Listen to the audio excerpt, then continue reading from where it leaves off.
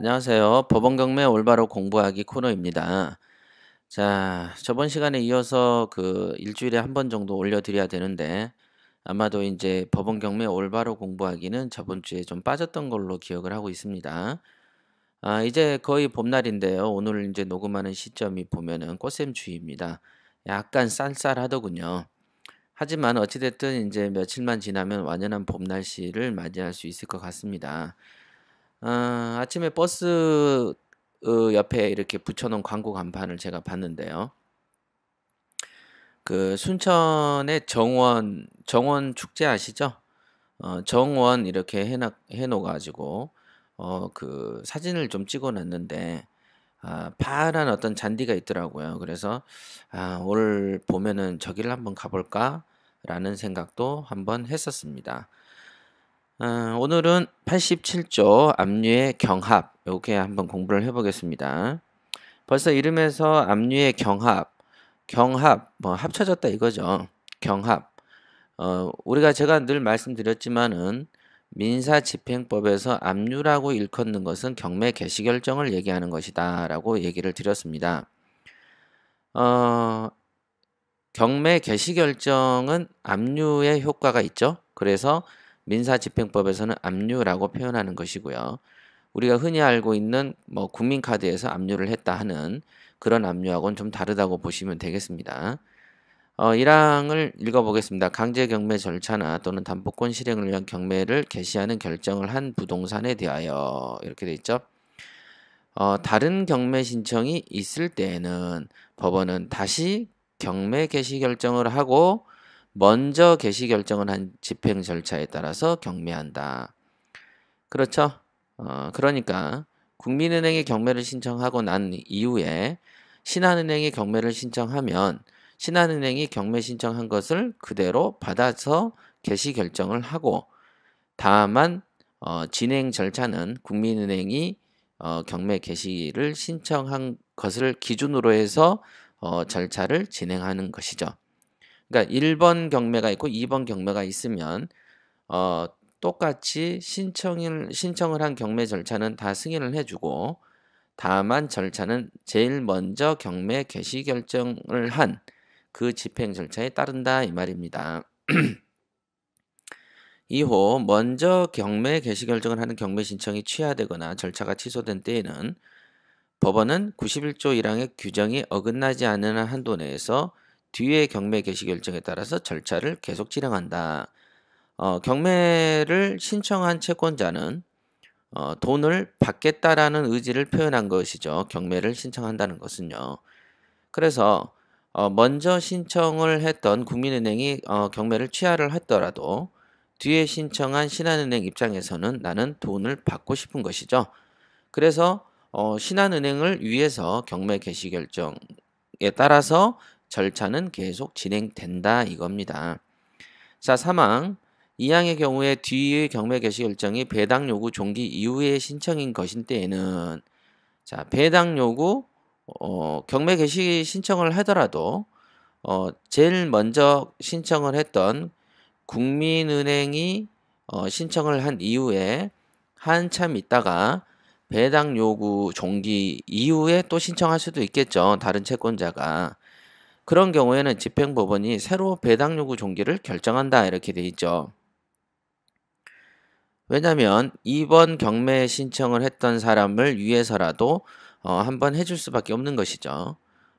뒤에 경매 개시 결정이 배당 요구 종기 이후에 신청에 의한 것인 때에는 집행법원은 새로이 배당 요구 종기를 정한다. 그렇죠. 혹시 모르는 새로운 채권자들이 발생할 수 있기 때문에 새로운 배당 요구 종기를 정하는 것이죠. 그러니까 경매 신청을 한 채권자의 어떤 입장을 존중한다라는 것이죠. 그렇지만은 이미 배당 요구 또는 채권 신고를 한 사람에게 대해서는 고지 또는 채고를 하지 않는다. 이렇게 적혀 있습니다. 말이 길 뿐이고 사실상 뭐 너무 빤한 얘기들을 하고 있는 거예요. 미리 그 배당 요구하고 채권 신고를 한 사람한테 또다시 돈을 들여서 송달료를 들여가면서 고지나 채고를 할 필요는 없잖아요. 그래서 이 규정이 있는 것이죠. 먼저 경매 개시 결정을 한 경매 절차가 정지된 때에는 법원은 신청에 따라서 결정으로 뒤의 경매 개시 결정에 기초하여 절차를 진행한다. 맞죠? 먼저 경매 개시 결정하는 절차가 정지되면 당연하게 뒤의 경매 개시 결정에 따라서 절차를 계속한다. 뭐 너무 빠른 얘기죠. 다만 먼저 경매 개시 결정을 한 절차가 취소되는 경우에는 그 경우 105조 1항 3호의 기재사항이 바뀔 때는 그러하지 아니한다. 105조는 뭐 나중에 읽어보겠습니다만은 뭐 특별한 건 아닙니다. 자, 88조 배당 요구. 그러니까 87조의 압류의 경합에 있어서는요. 그냥 이름을 외워놓으세요. 압류 경합. 여기서 압류란 뭐라 그랬죠? 압류, 가압류 그런 압류가 아니고 경매 개시결정 등기다. 즉 경매를 신청을 해서 개시 결정을 한 그것을 압류라고 표현하는 것이다. 즉 압류의 경합이라는 것은 경매를 누군가가 여러 명의 채권자들이 경매를 신청한 것을 경합했다 이렇게 표현하는 것입니다. 88조 배당 요구입니다. 1항 집행력 있는 정보를 가진 채권자 경매 개시결정 등기 이후에 가압류한 채권자 민법, 상법 그 밖의 법률에 의하여 우선 변제 청구권이 있는 채권자는 배당 요구를 할 수 있다 이렇게 되어 있습니다. 자, 집행력이 있는 정보를 가진 채권자. 집행력이란 건 그냥 판결문을 생각하십시오. 예를 들면 판결문을 갖고 있는 채권자거나 개시결정 등기 이후에 가압류를 한 채권자거나 민법, 상법 그 밖의 법률에 우선 변제 청구권이 있는 채권자는 배당 요구를 할 수 있다. 여기에서 민법에서 우선 변제 청구권이 있다라는 건 뭐겠습니까? 뭐죠? 예, 확정일자 있는 어떤 임차인들이 우선 변제 청구권이 있죠. 이런 것들이죠. 민법이나 상법 그밖에 없네요. 그 다음에 2항 배당 요구에 따라서 매수인이 인수해야 될 부담이 바뀌는 경우에 배당 요구를 한 채권자는 배당 요구 종기가 지난 후에 처리하지 못한다 이렇게 되어 있습니다. 88조 2항은 꼭 알아두실 필요가 있어요. 옛날에는요 배당 요구를 어떤 사람이 했어요. 근데 그 사람이 선순위인 거죠. 그래서 배당 요구를 하고 선순위인데 확정일자까지 있다 보니까 이 선순위 채권자, 선순위 임차인이 모두 배당을 받고 소멸되는 것으로 알고 우리가 낙찰을 받았습니다. 그랬는데 선순위 임차인이 배당 요구를 취소해 버리거나 철회한 경우에는 우리가 낙찰을 받아서 기분 좋다고 하고 있다가도 그 선순위 임차인이 배당 요구를 취소를 해버리면 우리 입장에서 어떻게 됩니까? 그 선순위 임차인의 금액을 인수해야 되는 경우들이 가끔 생겼습니다.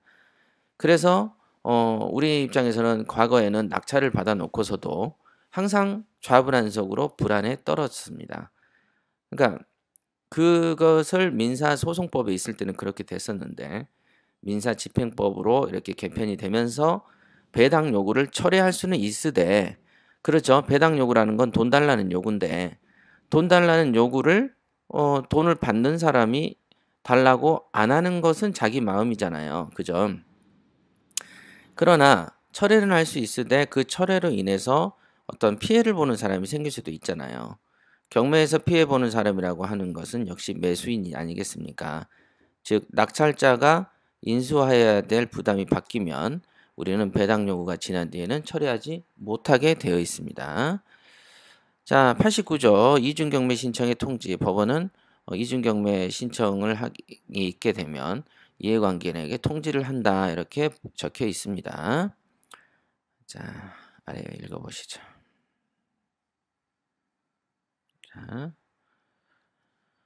자, 90조 경매 절차의 이해관계인. 여기서 보시죠. 이해관계인이란 건 누구냐? 다음 각호의 사람을 이해관계인이라고 한다. 이렇게 되어 있습니다. 1. 압류채권자와 집행력 있는 정본에 의하여 배당 요구를 한 채권자. 이 사람을 이해관계인이라 한다. 그러니까 압류채권자라는 것은 글자 그대로 아까 말씀드린 대로 경매 신청자죠. 그 다음에 집행력 있는 정본에 의하여 즉 판결문 같은 거에 의하여 배당을 요구한 채권자. 이런 사람을 이해관계인으로 보는 거죠. 2호 채무자와 소유자, 채무자 및 소유자. 그렇죠. 채무자나 소유자는 당연하게 자기 집이 매각되는데 이해관계인이지 아니겠습니까? 그죠? 3. 등기부에 기입된 부동산 이외 권리자. 자, 등기부에 기입이 된 부동산 권리자들이 있을 수 있죠? 거기도 뭐 압류, 가압류권자, 가처분권자 등등등등 가등기권자 어마어마하게 많은 사람들이 등기부에 기입이 되어 있으면 그 사람을 이해관계인이라고 표현하는 것입니다. 4. 부동산 이외 권리자로서 권리를 증명한 사람. 즉 부동산 이외 권리자는 맞은데 3호의 규정에 비춰봤을 때는 등기부에 기재가 되어 있지 않은 자라고 표현할 수 있겠죠. 4호는. 그렇죠.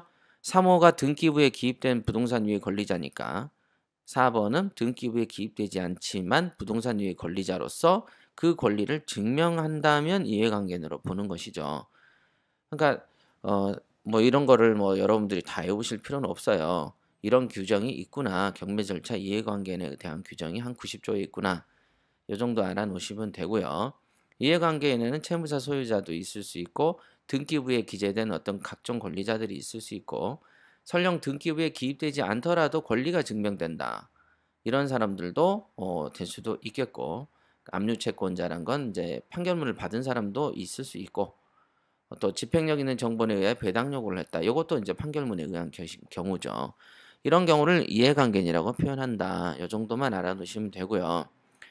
이제 여기서 가장 이 조항 중에서 중요한 것은 역시 배당 요구 1호 1항과 2항 88조에 있는 배당 요구입니다. 특히 2항 같은 경우에는 배당 요구에 따라서 매수인이 인수해야 할 부담이 바뀌면 배당 요구 종기가 지난 뒤에는 처리하지 못한다. 이렇게 되어 있습니다. 즉 배당 요구 종기가 지나기 전에 철회한다면 어떻게 될까요? 배당 요구가 종기가 예를 들면 3월 1일까지인데 내가 2월 1일 날에는 배당 요구를 했다가 3월 1일까지니까 2월 28일 날 배당 요구를 철회할 수도 있는 것이죠. 그런 경우에는 철회하지 못한다. 이거는 말이 안 되죠. 철회는 할 수 있는 거예요. 그죠? 그래도 상관이 없어요. 왜 그러냐면 배당 요구 종기가 있은 이후에 한참 있다가 여러분들이 그 경매 정보 사이트에서 그 물건을 검색이 가능하게 됩니다. 그러니까 그 당시에는 배당 요구를 하지 않은 걸로 뜨겠죠. 그러니까 여러분들이 이제 입찰을 보는 데 있어서는 이 항에 있는 경우처럼 이 사람이 배당 요구 종기가 지난 이후에 철회했나 안 했나를 고민할 필요가 없는 것이 배당 요구를 했다. 그러면 몇 월 며칠 날 했다라고 적혀 있으면 그 사람은 한 겁니다. 왜냐하면 여러분들이 입찰을 볼 때에는 이미 종기가 한참 지난 이후기 때문이죠. 그러니까 배당 요구 종기 이전에 철회를 했다면 다 서류상에 드러나는 것이고 배당 요구를 철회했다라는 말은 뭐냐면 우리하고는 즉 매수자, 낙찰자가 낙찰 받아도 매수자에게는 어떤 피해가 없다라고 이해할 수 있는 규정이 이 항이죠. 그죠? 즉 배당 요구 철회는 자유인데 배당 요구가 지난 뒤에는 철회하지 못한다. 어떤 경우에 매수인이 인수하여야 할 부담이 바뀌는 경우에 이렇게 되어 있습니다. 그러니까 누군가가 배당 요구를 철회했다라고 할 수 있다면 그 사람은 우리가 신경 쓰지 않아도 되는 자다라고 보여지는 것이죠. 무슨 말씀인지 이해되시나요? 네. 그러니까 배당 요구 종기 전에만 철회하면은 우리가 입찰을 볼 때는 이 사람은 배당 요구를 하지 않은 걸로 뜰 것이니까 권리 분석에 문제가 없을 것이고 또 하나는 배당 요구 종기가 지난 뒤에 철회를 했다라고 했는데 그냥 철회가 됐다라고 누군가가 나온다면 그 사람 때문에 내가 피해 볼 일은 없다라는 것이죠. 왜냐하면 이 항의 규정에 따라서 매수인이 피해를 보거나 부담이 바뀔 경우에는 철회를 받아주지 않기 때문에 그렇습니다. 자, 배당 요구는 민사집행법 88조의 규정에 있는 것이다. 이렇게 이해해 주면 되겠습니다. 자, 날이 춥습니다. 이제 이런 환절기 때 건강 챙기시고요. 다음 시간에 뵙겠습니다.